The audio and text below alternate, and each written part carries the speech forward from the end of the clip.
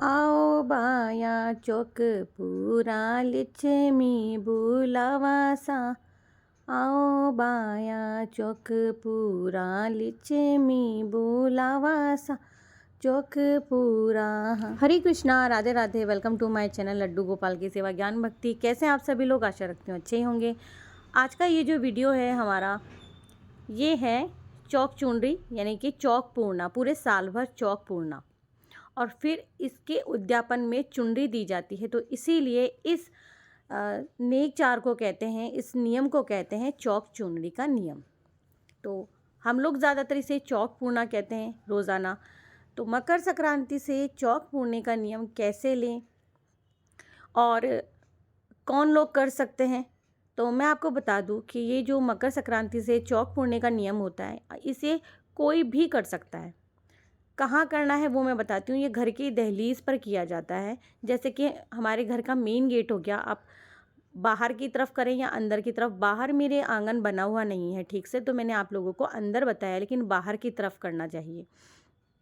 जैसे कि लक्ष्मी जी जैसे ही अंदर एंटर करें और तो ये जो चौक पूरा हुआ ये उन्हें नज़र आना चाहिए। दूसरा, चौक पूरने के लिए ना आप आटे का यूज़ कर सकते हो, हल्दी का यूज़ कर सकते हो, आप गेरू मिट्टी का यूज़ भी कर सकते हो ना। लेकिन जो मेन है ना इसमें वो है आटे से चौक पूरना रोज़ाना। अच्छा, इसमें क्या होता है ना, एक तो होता है केवल चौक पूरना और एक होता है चौक पूरने के साथ में रोज़ाना दीपक लगाना। तो आप इन दोनों में से कोई भी एक नियम ले सकते हो, है ना। मतलब दोनों दो तरीके, इनमें से कोई भी एक ले सकते हो। यहाँ देखिए, मैंने एक छोटी सी रंगोली बना ली है। चौक पूरने का मतलब वैसे यही होता है कि रंगोली बनाना।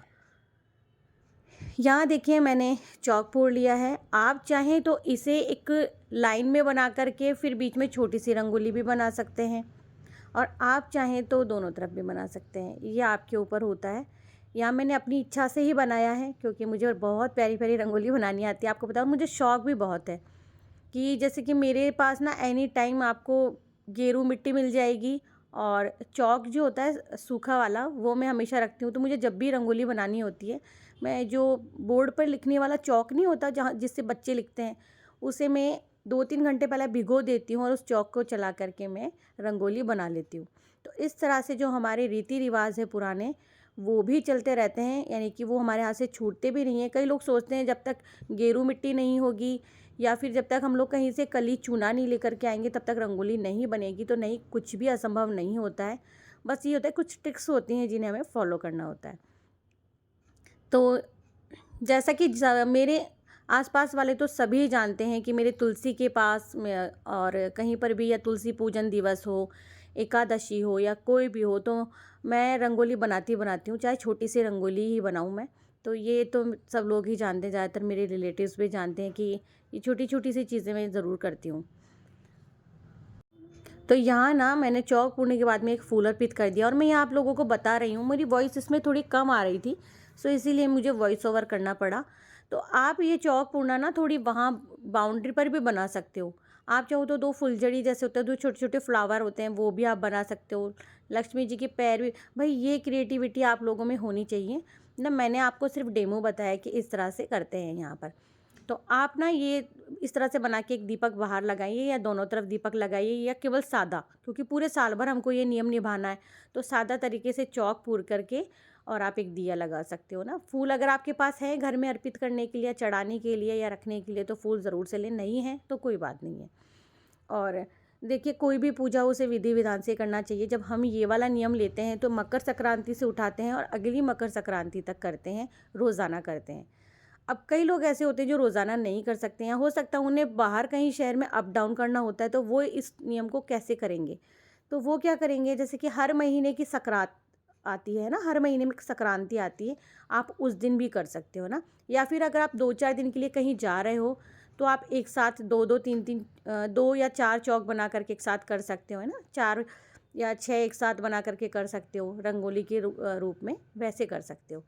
यहाँ देखिए, जो लास्ट वाला दिन होगा, जैसे मकर संक्रांति से शुरू किया, फिर मकर संक्रांति आ गई, तो वो एक साल करते करते पूरा हो गया। फिर हम लोग क्या करेंगे, इस तरह से उद्यापन करेंगे, क्योंकि हमने साल भर चौक पूरा है। तो ब्राह्मण ब्राह्मणी के कपड़े रखेंगे। यहाँ मैंने एक चुनरी ली है, और ये मैंने लिया है कुर्ता पजामा। तो आप कुछ भी ले सकते हो, ये केवल दिखाने के लिए है क्योंकि मैं आप लोगों को बता रही हूँ। तो यहाँ इस बॉक्स में पूरा 16 श्रृंगार का सामान है, जिसमें बिछुड़े भी हैं और नाक का कांटा भी है, लिपस्टिक है, मतलब सुहाग की सारी सामग्री है। तो ये सारी चीज़ें हम लोग रखेंगे और फिर मिनस देंगे। ये तो बहुत ज़रूरी होता है, जब हम लोग दान कर रहे होते हैं ना, तब इसी तरह से किया जाता है। और हमारे बड़े बुज़ुर्ग तो पहले करते हैं, ये मेरी नानी सास भी करते थे इस तरह से। तो ये इस तरह से 3 बार घुमा करके हम लोग करते हैं और इस तरह से पल्ले से हम लोग ढोक लगा देते हैं ना, इनको माथे से लगा लेते हैं पल्ले से। तो पल्ले का जो आगे वाला सिरा होता है ना, उससे ही करते हैं। ये सारी सामग्री हम लोग दान में दे देंगे। आप चाहें तो यहाँ मूंगफली और गुड़ की जगह पर रेवड़ी भी रख सकते हैं, या आप इस पे गज्जक भी रख सकते हैं। आधा किलो 1 किलो जो भी आपकी क्षमता है, सामर्थ्य है, वो आप रख सकते हो। इस बॉक्स में पाउडर है और तेल भी है, इसमें चूड़ियाँ हैं, सिंदूर है, मेहंदी है, बिंदी है, सारी चीज़ें मैंने इस बॉक्स में रखी हुई हैं। इसी तरह से आप भी रख दें और ये सारी चीज़ें आप ब्राह्मण और ब्राह्मण को दान कर दें। तो ये देखिए, ये जो विधि मैंने आप लोगों को बताई है, ये सबसे सरल विधि है और इसी तरह से किया जाता है। तो आशा करती हूँ वीडियो आप लोगों के लिए इन्फॉर्मेटिव हो। अगर इन्फॉर्मेटिव है तो प्लीज़ आगे शेयर कर दीजिएगा। मैं मिलती हूँ आपके पास न्यू वीडियो लेकर के, तब तक के लिए लेती हूँ विदा। हरे कृष्णा, राधे राधे। तो इस नियम को कहते हैं चौक पूर्णा या चौक चुनरी का नियम।